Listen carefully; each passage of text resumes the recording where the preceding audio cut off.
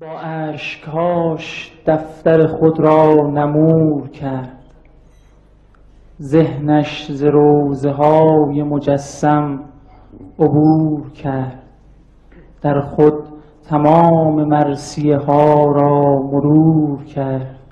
شاعر بساط سینه زدن را که جور کرد، احساس کرد از همه عالم جدا شده است. در بیتهاش مجلس ماتم به پا شده است.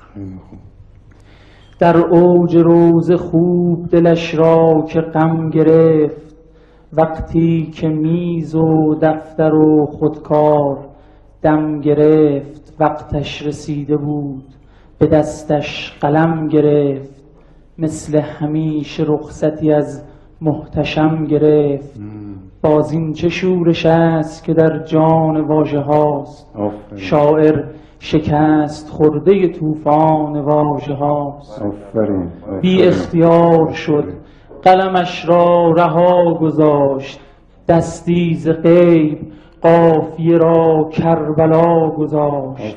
یک بیت بعد واژه لب تشنه را گذاشت، تن را جدا گذاشت و سر را جدا گذاشت.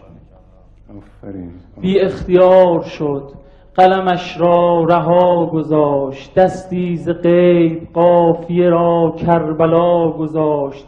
یک بیت بعد واژه لب تشنه را گذاشت، تن را جدا گذاشت و سر را جدا گذاشت. حس کرد پا به پاش جهان گریه می کند، دارد غروب فرش چیان گریه می کند. با این زبان چگونه بگویم چه ها کشید، بر روی خاک و خون بدنی را رها کشید. او را چنان فنای خدا بی ریا کشید، حتی براش جای کفن بوریا کشید.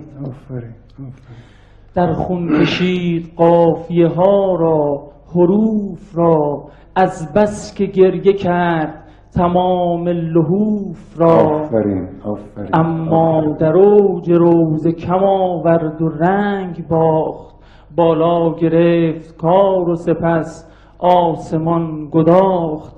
این بند را جدای همه روی نیزه ساخت، خورشید سربرید غروبی نمی شناخت. بر اوج نیزه گرم طلوعی دوباره بود، او کهکشان روشن 17 ستاره بود.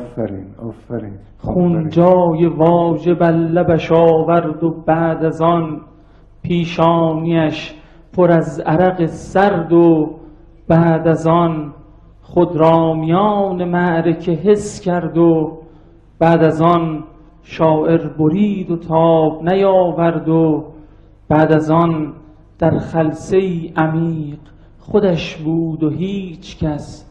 شاعر کنار دفترش افتاد از نفس. آفرین آفرین آفرین آفرین. خیلی خیلی خوب، خیلی خوب. آفرین، چه ابتکاری و نو و شیرین و خیلی خوب.